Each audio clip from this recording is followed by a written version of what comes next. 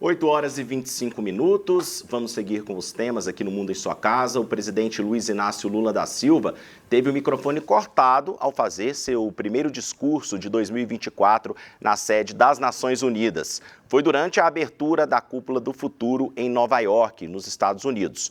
O encontro, que antecede a 79ª Assembleia das Nações Unidas, foi convocado pelo secretário-geral da ONU, Antônio Guterres. A Lula estava no meio da frase: o Sul global não está representado de forma condizente com seu atual peso político, econômico e demográfico, quando o microfone foi cortado logo após a palavra peso. O corte segue uma regra estabelecida pelo presidente da Assembleia Geral da ONU, Philemon Yang.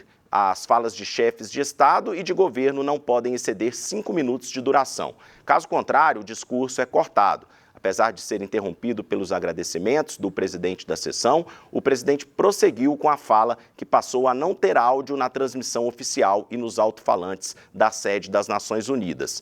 Faltavam apenas mais 3 frases para encerrar. No discurso, Lula questionou a existência do que chamou de duplos padrões e omissão diante de atrocidades por parte do Conselho de Segurança da ONU e afirmou que o Sul global, do qual o Brasil faz parte, está subrepresentado nesses fóruns internacionais, desconsiderando seu atual peso político, econômico e demográfico. O petista também defendeu a Aliança Global contra a Fome e a Pobreza, iniciativa do Brasil na presidência do G20 neste ano de 2024. O presidente Lula, professor Badião, assim como outros presidentes que estiveram presentes a essa reunião, tiveram aí o tempo esgotado, né? O microfone acabou sendo cortado, mas defendeu que países como o Brasil e países em desenvolvimento tenham mais peso nas decisões da ONU e que a ONU deixe esse formato já consolidado aí de apenas nações, grandes nações, terem peso decisivo nas suas decisões. O senhor acredita que é preciso reavaliar as formas como decisões são tomadas na ONU? Países como o Brasil precisam ter mais influência ali dentro? O Brasil é indiscutivelmente o celeiro mundial. O mundo vai depender do Brasil para comer proteínas. E agora, esse entreveiro aí do secretário-geral da ONU com Lula é ciumeira, viu? Lula tinha tudo no governo do Barack Obama para ser o secretário-geral da ONU. Até tem uma estátua colocada de Lula no jardim da Casa Branca, e o Barack Obama disse que ele era o cara e estava trabalhando para que ele fosse secretário-geral, e depois que o Moro, naquela atitude impensada, decretou a prisão dele para que ele fosse depor para um delegado de polícia, estragando o nome do candidato a secretário-geral da ONU. Essa briguinha interna da ONU, eu trabalho lá dentro, eu sei muito bem, todo mundo tem ciúme do Brasil, tem ciúme do crescimento da nossa nação, e o Brasil é indiscutivelmente a bola da vez. O mundo todo está de olho no Brasil. Não é só a China, a Índia, a Rússia, também os Estados Unidos, que está perdendo terreno aqui por não ser um aliado contento, não está ajudando o Brasil, que ele prometeu ajudar com aquele plano Brad, pelo contrário, está só tirando riquezas do Brasil.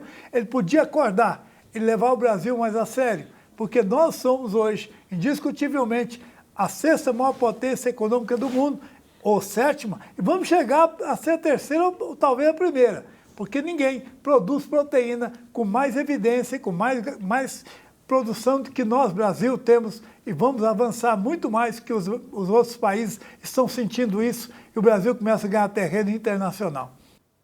Estamos de volta em Goiânia, 8h32. Vamos seguir com o nosso debate aqui no Mundo em Sua Casa. Trouxemos a notícia do discurso de Lula lá na ONU e, inclusive, esse discurso com muitas críticas, Josiel Menezes, a forma como hoje as decisões são tomadas na ONU. Na sua visão, países em desenvolvimento como o Brasil precisam ter mais voz nas decisões tomadas pela Organização das Nações Unidas? Pois é, Rafael, a ONU, ela ultimamente ficou muito politizada, né? Foi um órgão criado, uma organização criada aí para uma proteção de muitas ações, né? Do cidadão, do clima e tudo mais, mas levou a mais ou menos uns 5 anos para cá, vem muito politizada com relação a tendências, né? Então, tudo isso aí reflete contra a ONU. É claro que todos os países precisariam participar com mais força na ONU. A gente sabe que tem os privilegiados, aqueles que um voto negativo já tira toda a positividade de uma ação que poderia surgir aí com ações da ONU, né? Então, tudo isso aí a gente vê com certa restrição. Agora, com relação ao discurso do presidente Lula, a gente vê que ele fez um discurso muito, digamos assim, poético apenas, ou seja, não mostrou as ações que o Brasil já fez, que o Brasil pretende fazer com relação, principalmente, à questão climática, que foi muito tocado por ele, a questão, inclusive,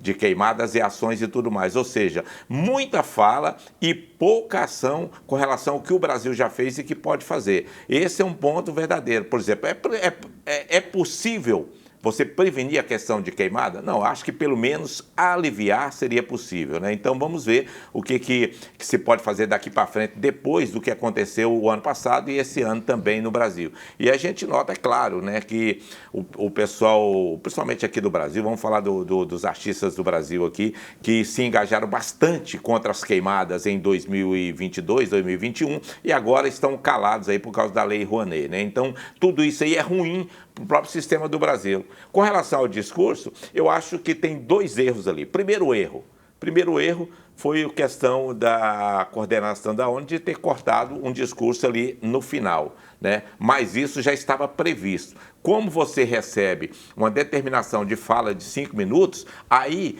a sua assessoria, quem escreveu o discurso, também cometeu um erro muito grave. Ou seja, estendeu demais aquela questão do discurso ali, do que queria colocar no papel, e o presidente Lula foi inapto na questão da leitura. Mas não foi só ele não, José, os outros presidentes também ultrapassaram o período lá. Ultrapassaram o período, mas aí ele foi inapto, demorando demais no que ele queria apresentar ali na ONU e acabou gerando todo esse desconforto ali, e eu acho que foi um desconforto, foi para o Brasil. A gente viu lá o Pacheco, a dona Janja, né, outros representantes ali, que ficaram extremamente constrangidos com relação a esse corte de fala aí. É preciso que a assessoria preste mais atenção no tamanho do discurso e da fala que se possa fazer numa organização tão forte e tão poderosa como a ONU aí.